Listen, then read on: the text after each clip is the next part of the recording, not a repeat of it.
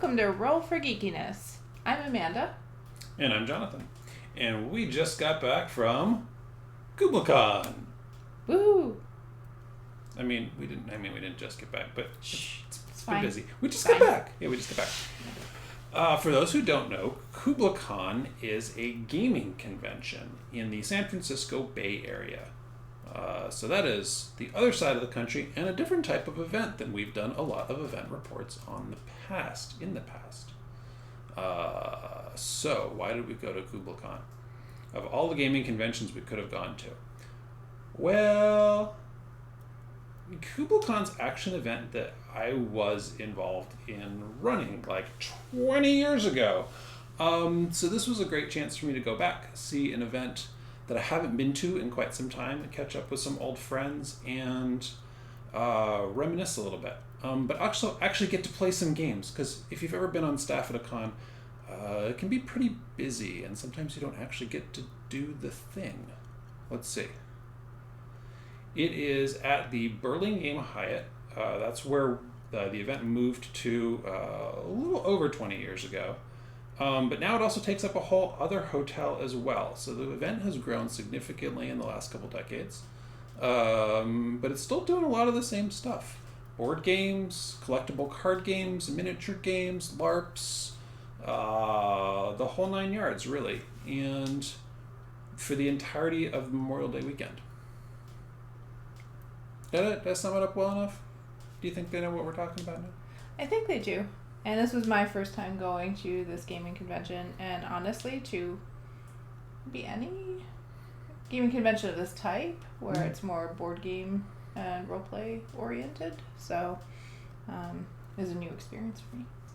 So I personally spent a lot of time playing board games and social deduction games, and most of those lasted for several hours. There were a couple things I opted into that were only 2 to 3 hours, but most things were more intensive, so that was really enjoyable to just sit down for 6 or 7 hours and play a game with a group of people who also were there to just get invested in the game.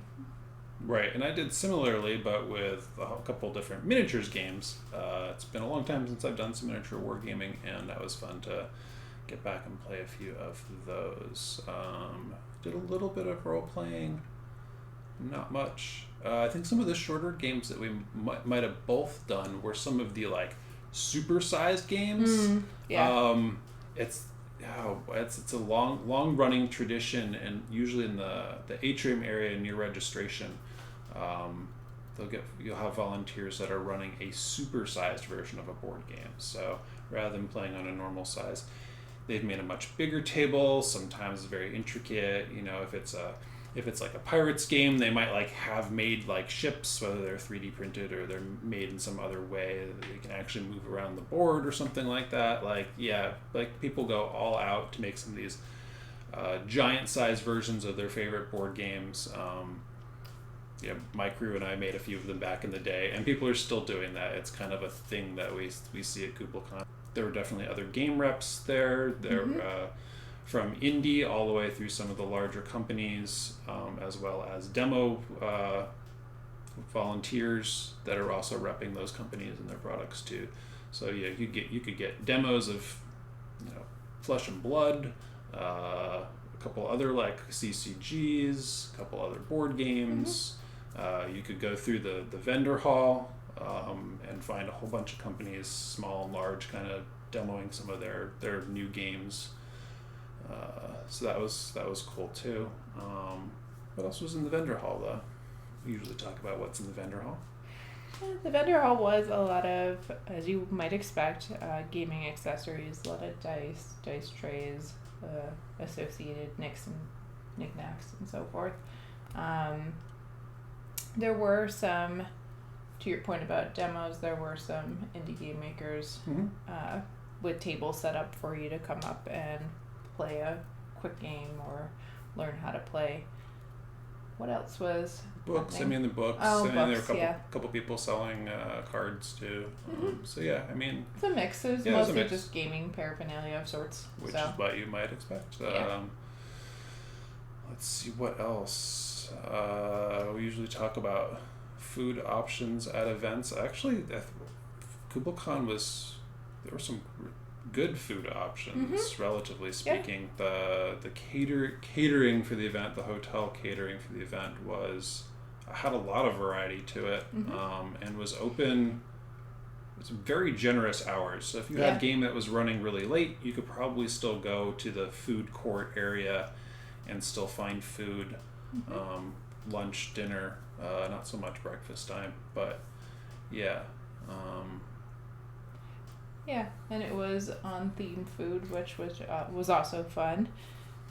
I think, to just a general note, I think you and I have been to enough cons at this point that I can confidently say Kublacon knows what it's doing and is really well organized. And I think the reason that stands out for me is because I don't actually have any comments about the organization, which means that everything ran pretty smoothly. Like, I had no trouble finding, for the most part, my table when I was going to play a board game I had signed up for. Everyone was really nice and friendly and accommodating or helpful if I had questions. So things were just really well set up, and that stands out given the fact that not all cons have a good flow for things. Yeah. I mean, like I said, I think it helps that Kublacon is over 20 years old at this point. A lot of the people that were involved in running it back when I was there have stepped back for other people to fill their shoes. There's a few veterans still on staff, but everyone there, definitely friendly staff. They know what they're doing. They're all good people. But you know,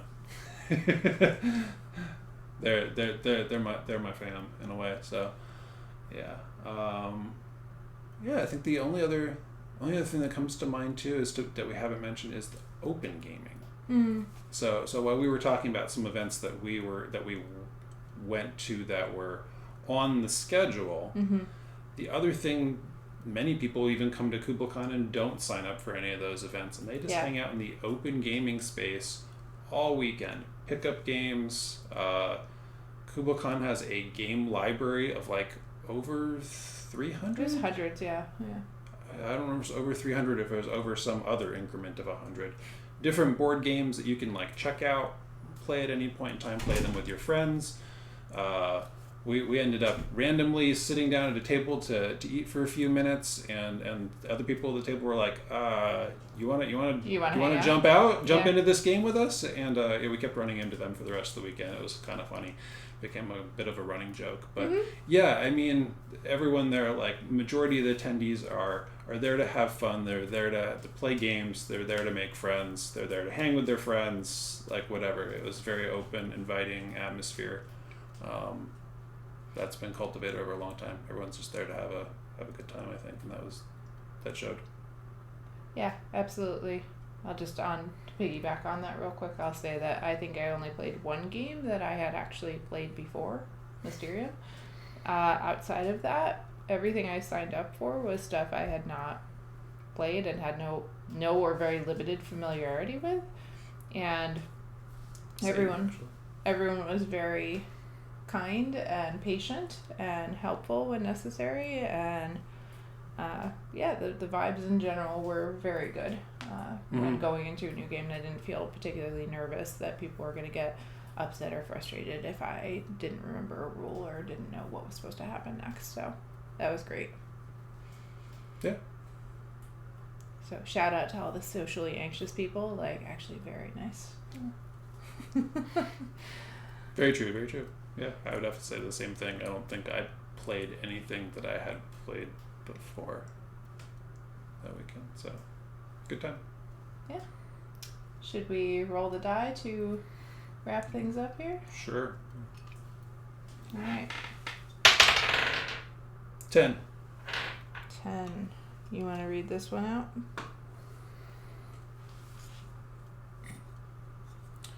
Remember, kids, if you can afford a ticket for the event, you can afford a bar of deodorant. Until next time.